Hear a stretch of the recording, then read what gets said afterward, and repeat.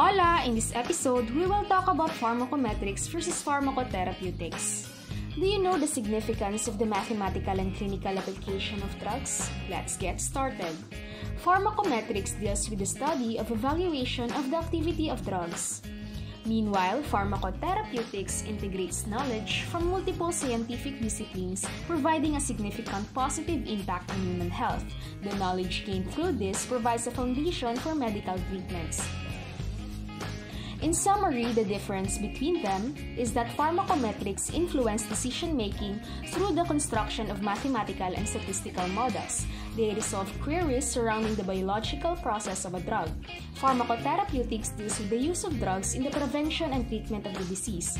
It uses clinical application of pharmacokinetic and pharmacodynamics. That's it for today's episode. Thank you. Adios!